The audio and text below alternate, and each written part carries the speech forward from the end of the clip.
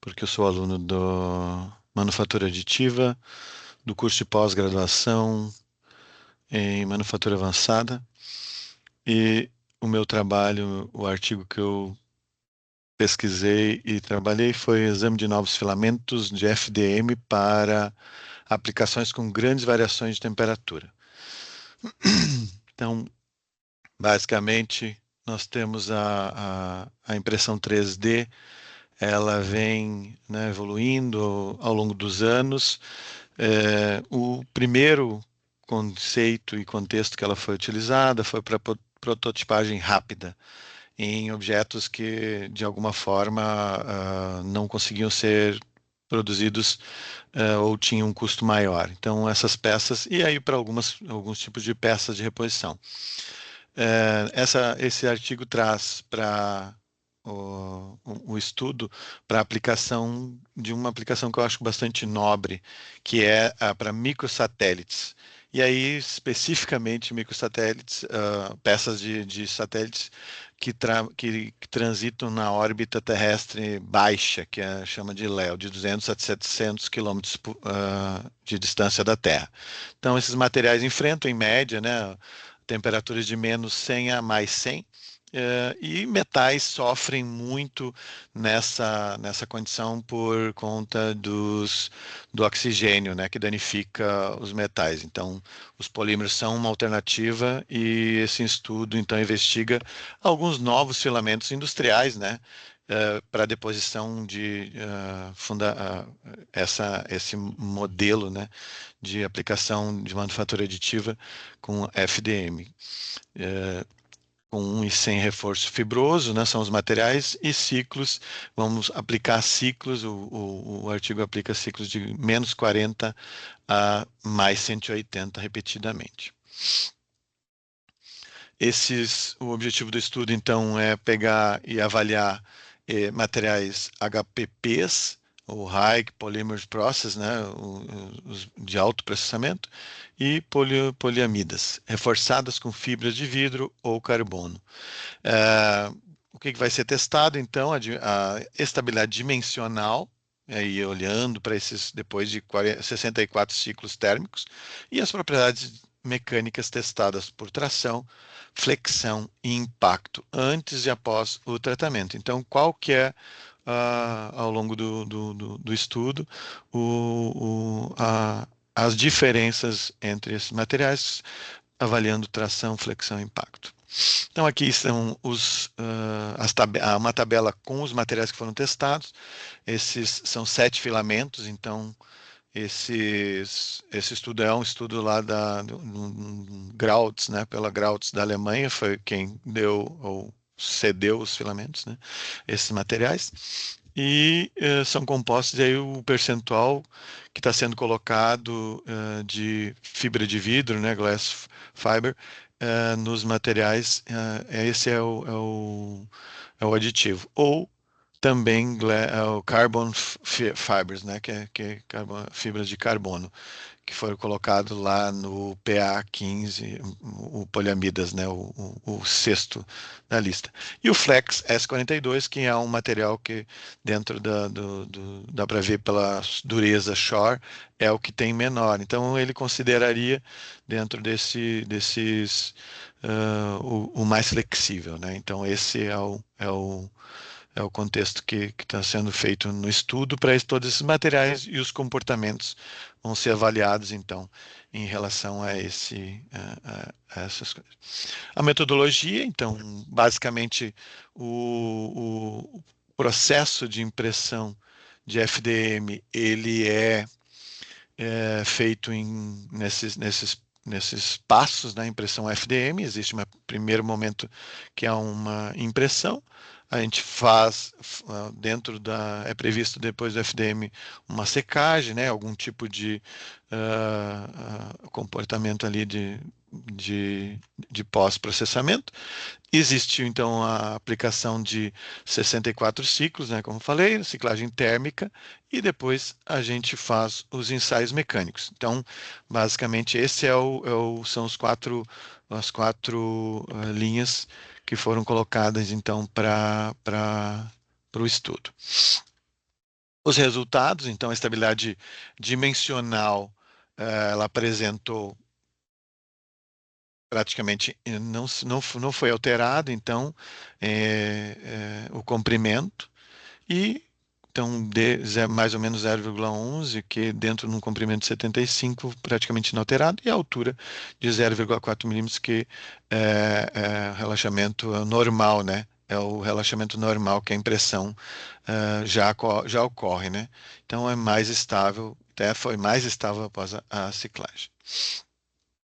Os ensaios, então, demonstrando que a resistência à tração ela permaneceu praticamente inalterada.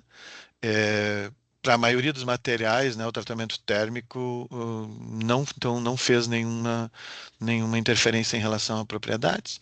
Os materiais frágeis, o PA e tal, o PA mais o carbon fiber, né? O mid glass fiber e o HPP com glass fiber apresentaram uma resistência um pouco maior, e os outros que são mais elásticos, o HPP Reflex 42, mostraram maior deformação, pequenas variações na elongação, na ruptura. Então, pode ser atribuídos a diferenças no processo de impressão, na como a impressão ela tem diferenças de se eu colocar o filamento sendo aplicado na longitudinal ou na transversal do corpo de prova. Então, por isso, algumas variações na elongação podem ser colocadas em relação a esse efeito, né? Outra parte dos ensaios, então, é a flexão.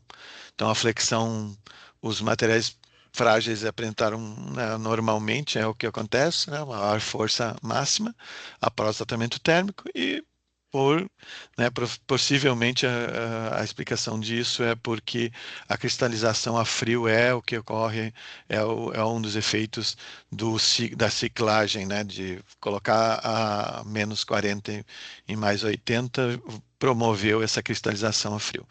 E a deflexão da força máxima variou um pouco, então, entre uma amostra e outra.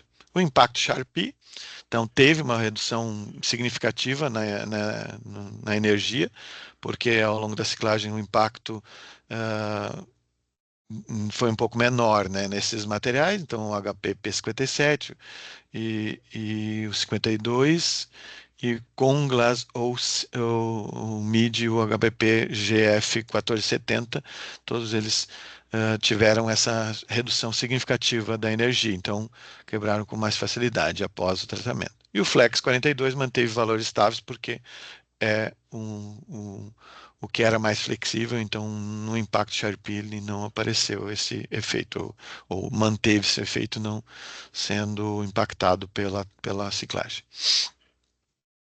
As conclusões, então, a gente vê que o estudo, né, o objetivo era que verificar a estabilidade dimensional para uma ciclagem de menos 40 mais 80, então não mantiveram as dimensões estáveis, né, não teve variação. A resistência à tração praticamente ficou também inalterada para os frágeis e para os materiais elásticos após o tratamento, então a tração também não. E o pouco que teve, né, como eu falei, teve por conta da cristalização a frio. E flexão, a força máxima aumentou naqueles materiais que têm uma certa fragilidade. Então, essa flexão, ela possivelmente por conta, né, aqui nesse aqui que era da cristalização a frio, ela teve a sua força máxima aumentada, então a flexão resistiu mais, e então com isso a gente olhando as propriedades e os efeitos, né, de todos os materiais, a gente consegue entender que materiais reforçados e aquele que é flex, né, o S42, podem ser utilizados, então, para aplicações com variações térmicas. Os autores já tinham feito alguns estudos em outras diferentes temperaturas e mostrando, então, que dentro dessas propriedades, a variação de menos 40 e mais 80, esses materiais que tiveram com fibra de vidro e carbono e o S42 podem ser utilizados. Os materiais puros não se mostraram adequados. Então, dessa forma, eu achei muito bacana a aplicação, porque além disso, né, verificar que alguns tipos de materiais podem ser mais indicados e melhor indicados, tem essa questão também da aplicação de manufatura aditiva num processo tão nobre, né, que eu acredito em relação à aplicação, fazer né, uma condução de um material em filamento até né, uma órbita, e lá, de acordo com a necessidade que realmente ocorra,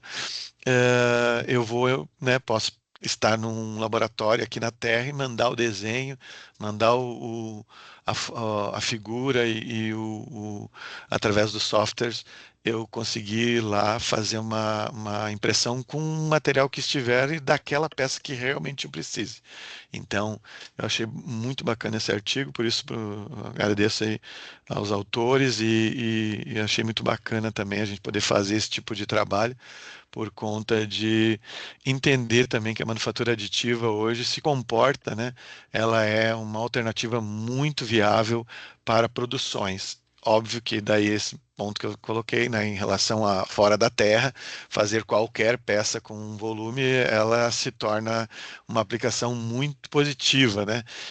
Mas aqui também nas nossas aplicações de manutenção e de pequeno, né, de pequenos volumes, ela também vem se apresentando como uma alternativa muito viável por conta do desenvolvimento de ótimas tecnologias.